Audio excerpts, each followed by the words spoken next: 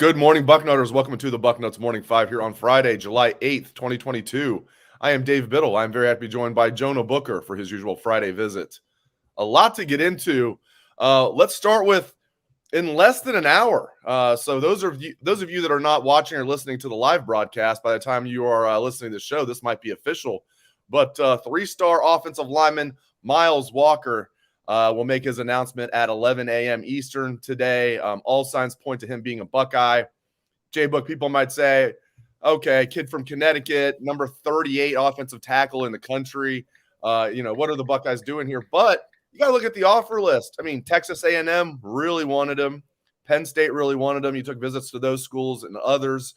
Feel like he's a little underrated, 6'6", 285. Your thoughts on the Buckeyes likely landing Miles Walker later today? Yeah, it looks like they're going to get him. I know a lot of Ohio State fans, they look at what Ohio State's doing, the recruiting rise with Brian Hartline and wide receivers or defensive backs where you're getting the high 4- and 5-star guys. Now we're in a situation to where they're looking at the offensive line and saying, where are we at with getting those national type of offensive tackles that are, top 10 in their position. So this guy, yes, he may have offer list that's pretty good. He's still rated fairly low. I'm curious to see where 24/7 ranks him with their upcoming rankings in the next 2 weeks here. But anytime that you can battle Texas A&M for a top recruit, you have to like that. I do think he's going to be one of those type of recruits that will need to be developed. They identified him. Hopefully, fingers crossed, this is a gem, a guy that they were able to find up in the northeast corner there in Connecticut, and they're going to be able to, get him ready to go. My only concern is, Dave, is we've seen some of these guys that, has the size, may not be as highly ranked on the offensive line that we were recruiting under Stud, and we're still just kind of waiting for those guys to pop. We just need one or two of them to really step up to the plate and show that they can play at this level. So fingers crossed that Miles Walker can be one of those kids.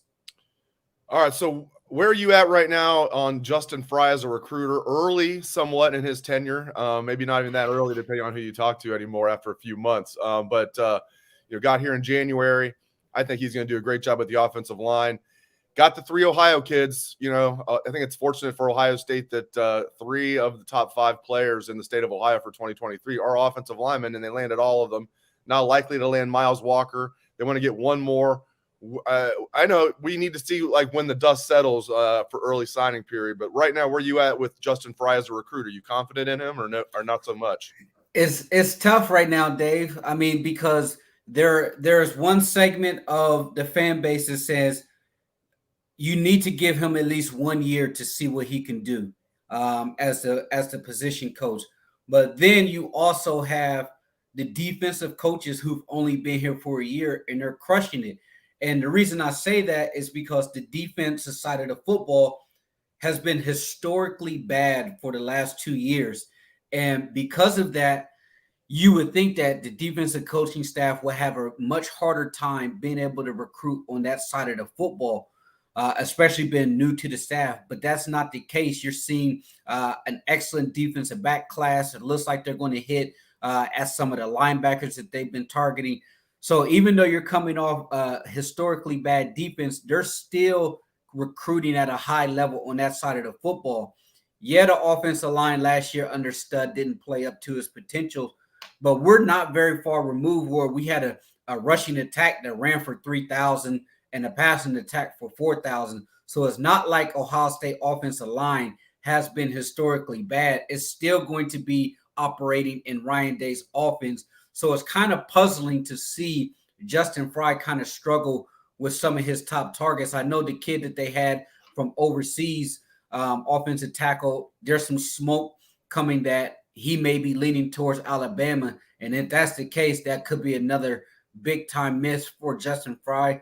So I'm torn. I'm saying, he does need a little bit more time. But at the same time, you're seeing guys who are new to the program really hitting it out of the park. All right, so the main part of the show, we talked about the offensive line. Buckeyes are going to land Miles Walker today. I'm going to go 99.9% on that. I feel like I'm being maybe a little conservative there. I'll just say that. But the main part of the show today is going to be talking about defensive line recruiting, and we're going to talk about Larry Johnson. He's a legend. I don't know how much longer he wants to coach or will coach, but nearing the end of his career, I'm sure, and I'm sure that's being negatively recruited. These guys that Ohio State's in on, but it's beginning to pick up. We're going to get into that. Jason Moore. We'll talk about John Walker, Desmond Umeozulu. I knew I was going to mess that up. Desmond. We'll go with that. The big DN, the lanky DN from Upper Marlboro, Maryland. We'll get into all those guys specifically. But where are you at on Larry Johnson right now? Are you a bit concerned, even though he's a legend, both as a coach and a recruiter, or you feel like, hey, they're about ready to go on a nice recruiting run here in July on the defensive line? Where are you at, Jay Book? Yeah, I think Larry Johnson's going to have another tremendous haul. I know a lot of people were questioning, like, hey, what's up, Larry? Does he still have the juice out there on the recruiting trail? And I always tell people, don't worry about Larry. He's Mr. Consistent. He's going to get his guys. It may not happen early on in the process. Larry's really big in building the relationship, so he usually comes on strong late. But I'm actually surprised about where they're going to be standing with the top three guys right now that could be coming off the board in July. As you mentioned, Jason Moore, what a big time steal this looks like it's going to be, coming from the same school as Chase Young. 6'6" defensive end, could be one of those inside, outside type of guys. Going into the Ohio State visit, I know our own Bill Kurlick was saying he thought that it was going to be an Ohio State versus Notre Dame battle. A lot of people felt that Notre Dame was leading in this recruitment, and then boom, he takes that visit. He's a quiet kid. You don't get a whole lot from him. And now once those crystal balls start rolling in towards Ohio State, and he announced that he's going to be committing this weekend, that kind of tells you what you're going to get. So I'm happy about that. That's a top 10 position guy. To me, John Walker is critical. That's your 310 SEC type of defensive tackle that's going to be able to plug the middle. I would say the defensive tackle has been somewhat the weakness for Larry Johnson when it comes to recruiting those big, massive guys that can really move the pocket. He's done an excellent job of recruiting the defensive end. But if you can get John Walker to pair him with Desmond, boom, you got three high-end defensive linemen. Now you're sitting back and you're waiting to finish it with a cherry on top with Mateo out of California. And I like where Ohio State's at with him. I know he recently had an interview with one of the 24/7 sites where he said he wants to sit back and watch how the defense operates this year. And to me, that's a good sign, because if he wants to sit back and watch what Ohio State is doing on the defensive side of the football, he just wants to say, okay, you guys are telling me this is how you're going to use me. You're telling me that I'm going to come in and play the role of JT Tuamalu. I want to see how you're actually going to use him and actually see how good the defense is going to be. And if Ohio State can live up to those expectations and feel at least a competent defense, I think they can also bring Mateo into the fold. And then at the same time, Dave, if you really want to hit it out the park and get greedy, go all in. Keon Keeley, the Notre Dame commit, 5-star defensive end. I know they're fighting like heck to try to get him on an official visit for the Notre Dame game. And Notre Dame's fighting to try to prevent him from going to that game. But I would love to see them at least try to get Keon Keeley back in the fold on the campus, especially for that Notre Dame game. All right, we're going to circle back in a moment on Jason Moore. I do want to talk more about him. You touched on him. Again, he's going to announce Sunday, and it looks good for the Buckeyes. We'll talk about that a little bit more. But real quick on John Walker, he's the one I really, really want. Even though Jason Moore is a top 60 overall player, John Walker top 100. Both I consider them high 4 stars. But John Walker, I love these true, defensive tackles, because hopefully they can land both of them. Jason Moore is a specimen at 6'6", 255 already. Can play on the edge, can play inside, and he's just that. And Desmond's old, but John Walker, I really, really want him. You think they're going to land him? I think they will. And Desmond, It's hard to say his name, Umeozulu, but he's 6'6", 240 as well. But Umeozulu. yeah, Umeozulu. Oh, and he's put on about 20 pounds this offseason as well. He was a real skinny kid, just long and lanky. He was about 6'6". I think he said about 215 or so. Now he's up to about 240 this offseason. So you have to like to where he's going to potentially grow. I really like John Walker, Dave. I really like his game. Going into the deep south, pulling a 310 defensive tackle, that is extremely hard to do. I know, Florida's amping up. Derek Williams here said Florida's NIL is going to be a factor. Florida's finally starting to open up the purse strings here for John Walker. So I think that Ohio State will definitely have their battle cut out for them. But I just think at the end of the day, when you come off that Ohio State visit and you already set an announcement date, chances are those kids already know where they're actually going to go. Because I think it was probably a few days after he left Ohio State, and then he turned around and said, this is when I'm going to commit towards the end of July. So right now, if you're Ohio State, you have to feel good, but don't sleep on Florida. He is, a local kid there. They are going to try to put the bag out there for him. Florida's starting to pick up the recruitment, but you pair that with the guys that they got last year with your Kenyatta Jackson and your Amari Obar and your Hero Canoe in last year's class and your Caden Curry. You have to look at Larry Johnson. That's why I say he is Mr. Consistent. He is doing an excellent job. You know what you're going to get from him.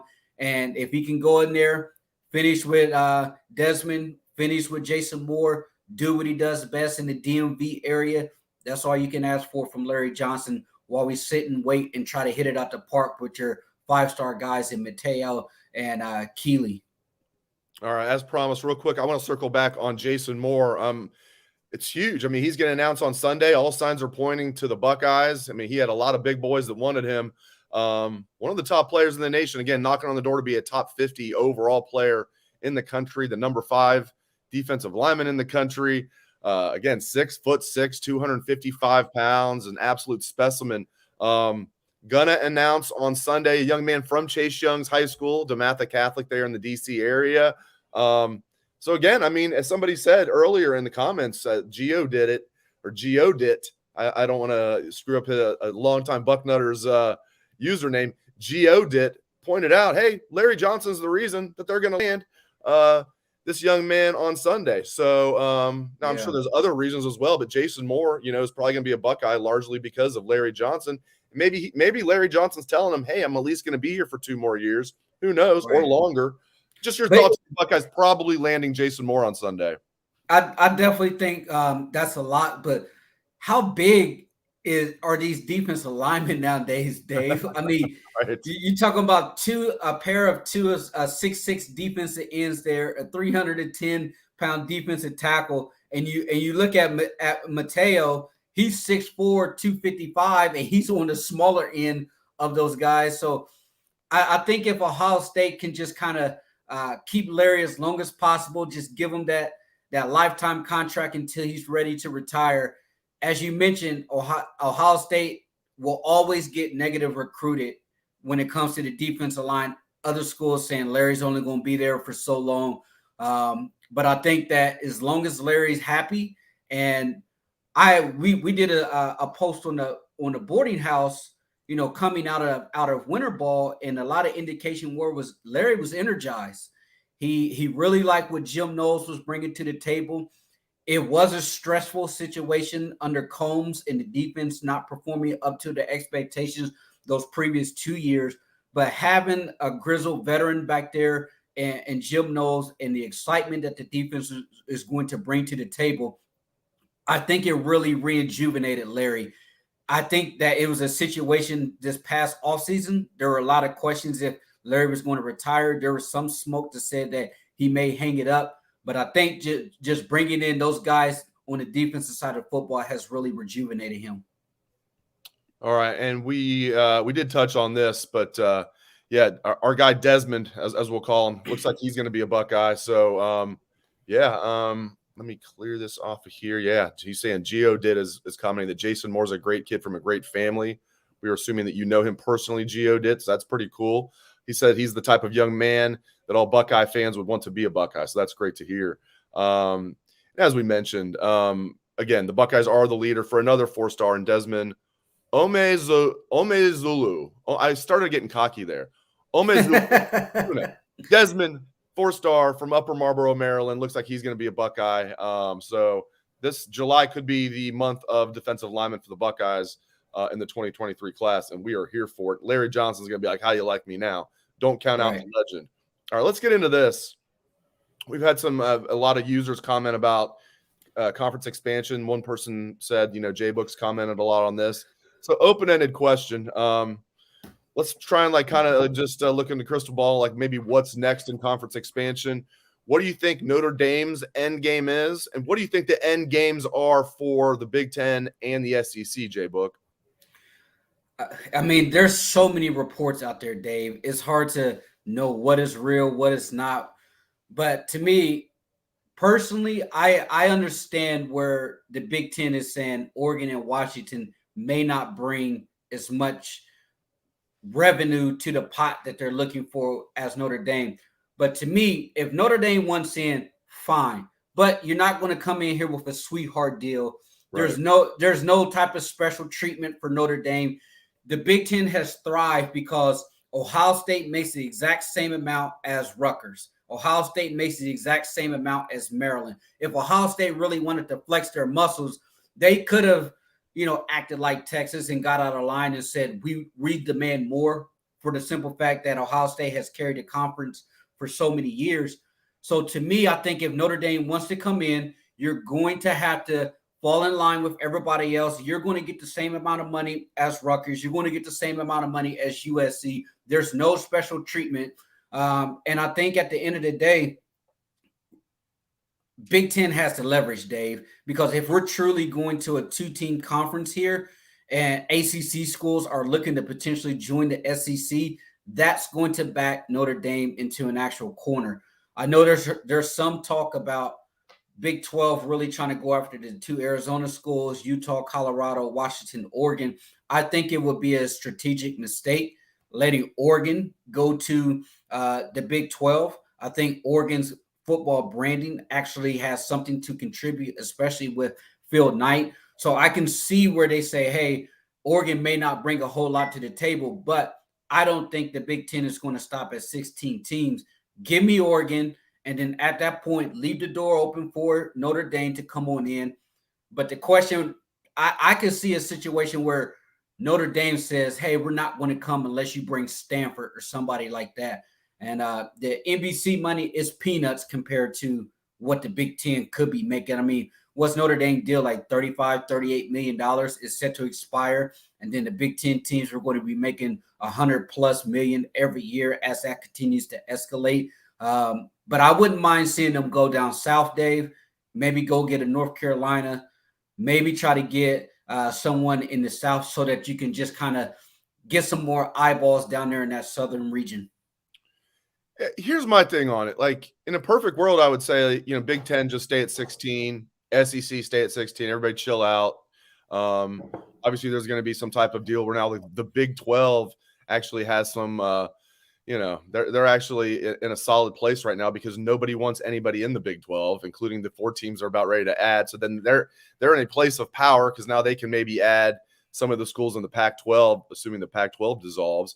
But I think that's just a utopian, unrealistic viewpoint that the Big Ten is going to stay at 16 because I don't think the SEC is going to stay at 16. So I think, again, just like I believe Texas and Oklahoma, I know I'm not the only one that feels this way. I think pretty much everybody does. Texas and Oklahoma joining the SEC forced the Big Ten's hand for USC and UCLA to join and make it 16. Now, if the SEC goes out and adds, let's say they add Carolina, Virginia, Clemson, Florida State, or whoever to make it 20, that might force the Big Ten's hand. But I do think this. I think if you're North Carolina, you'd much rather be in the Big Ten than the SEC. Same thing with Virginia. So I don't know, man. I think the end game, my point here is I think the end game for the Big Ten and the SEC are 20 teams each. I hope not, but I feel pretty strongly about it. What are your thoughts? I think it'll definitely get to 20 because if the SEC goes in there and makes a move, and if the reports are somewhat true, and the SEC pulls a Miami, a Clemson, Virginia Tech, and North Carolina, the Big Ten has no other choice but to respond. What if I was Kevin Warren and Greg Sankey? I would have a handshake deal and says until Notre Dame actually decides to join the conference, we won't schedule them. Let them go and fill their schedule up with MAC schools and Navy and Army and see how much they actually bring to the table when it comes to playing some of the big boys.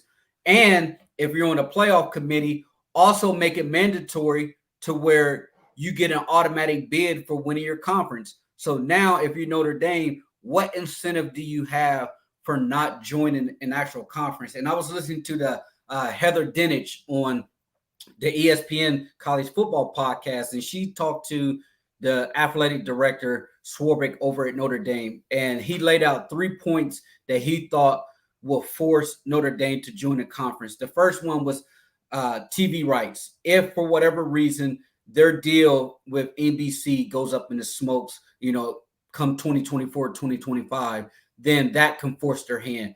2, playoff expansion. With playoff expansion, with the playoff committee looking to expand, will it be a difficult road for Notre Dame to actually get into the playoff being an independent?